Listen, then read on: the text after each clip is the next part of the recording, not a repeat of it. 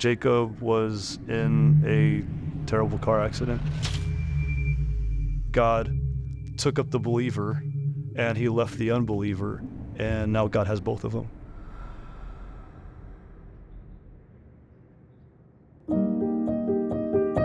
My name's Joe Cotta. I've been married for 22 years and I have 5 kids. I understood the responsibility that I had for leading them in the love of Jesus. They wanted to hear from the Lord. They wanted to pursue Jesus in their own way and have their own unique relationship with Him. And that's been a wonderful thing. We've seen that really in all of our kids. Jacob was praying to the Lord about his future. God gave him Acts 1:7. It's not for you to know the times or the seasons that God has put in His own authority. He wrote in his journal, he says, what I got from that is that you just need to follow me today. Don't worry about your future. I'm not going to be revealing that to you, but there are things I'm going to tell you to do every day. Do those things. And that was what he did. He poured into a lot of people, and we saw a lot of fruit from his life.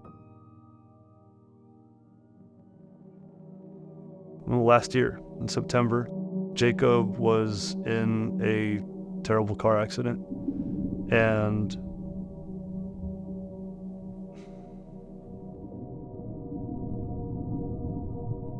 he was 17 when he moved to heaven.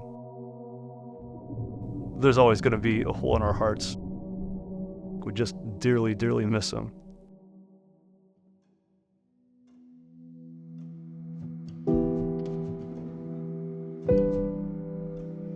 I knew that I needed to go talk to this family and this other victim of the accident, see if there's anything I could do to encourage him, see if he's a Christian, share the gospel, do whatever.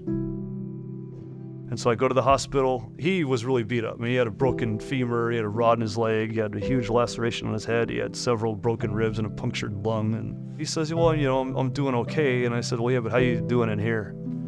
And he expressed a lot of regret. Well, if I would have done this, then it would have ended up, better and we wouldn't be here now. And I said, no, that's not true. This is what God gave my son about his future.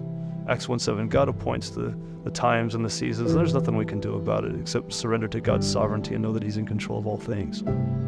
And Kyle begins to tell me that there was a Bible that landed right next to him at the accident. When Jacob got his truck, he would put the Bible on the dash and just drive around, and when people would see the Bible, he could use it as a talking point to talk about Jesus. And so he just started doing that. And then when he was in the accident, the Bible flew out and it landed right next to Kyle's truck, right next to his door. They couldn't get Kyle out, so they're prying the door apart and pulling him out, and they set him next to this Bible. And this is convicting to Kyle. And so I shared the gospel with him. That God made you to have a relationship with Him. We do things that we know are wrong and fail to do things that we know are right every day, and we deserve a judgment for those things. And that God wrote Himself into human history to bear the wrath of God in our place. He died, He resurrected on the 3rd day, and all He wants from us is reconciliation, a relationship with us, to understand who He is and understand who we are, that we're sinners deserving a judgment, and He's a loving God that took that judgment for us. And doing that brings us into a relationship with Him that saves us. And I said, do you want that in your life? Do you want to receive that? And he kind of just lays his head back on the pillow and he's thinking about it. And I said, I can answer more questions if you want me to answer more questions. And he says, no, I just need to do this. And he accepted Jesus into his life. Then I got to go to the high school youth group and explain that story to him, that there was a terrible accident and God took up the believer and He left the unbeliever, and now God has both of them. Then we started getting letters and all kinds of stuff in the mail. Some people we never even heard of, saying they're giving their lives to the Lord because of what's happened here. And Kyle put a big testimony on social media telling everybody what happened, and people were seeing that and sharing the story, and other people were getting saved from this, just other people telling the story. Then we were invited to speak at Fields of Faith for the Fellowship of Christian Athletes. About 100 kids stood up and received Jesus into their life. And the leaders tell me there's still kids coming saying, we went to this event and we didn't give our lives to the Lord then, but we want to do it now. There are stories of the kids taking the gospel home and their parents getting saved. There's all kinds of crazy things happening that are just amazing. The bottom line from that is that every once in a while, he's got to take somebody up, before we perceive their time should be. And God uses that to soften us, to make a way for the gospel, for him to introduce himself to people as a God who loves.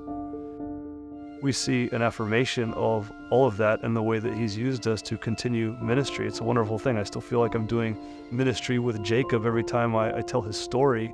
I'm just continuing the legacy that he left. If God were to say to Jacob, this is what's going to happen. I'm going to put you on the earth. This is how things are going to go. I'm going to call you up at 17, but I'm going to use you to bring more people here with me. Like Jacob would have been totally good with that. And so in that sense, we are too. There's always going to be a hole in our hearts, but one day we're going to be with Jacob in heaven, and we're going to look back on this time like it was actually a really short time, because it is. And yet we know how significant it is. Whenever there's a tragic accident like this, what we understand is that we don't know how much longer we have here, any one of us. The right time to accept Jesus into your life is always right now. And so you don't want to wait to do that. You don't know what tomorrow holds. Only God does. And so if he's calling you, you want to answer that call. He saves us for a reason. And part of that reason is just to have us in heaven with him, but a lot of that reason is to reach other people.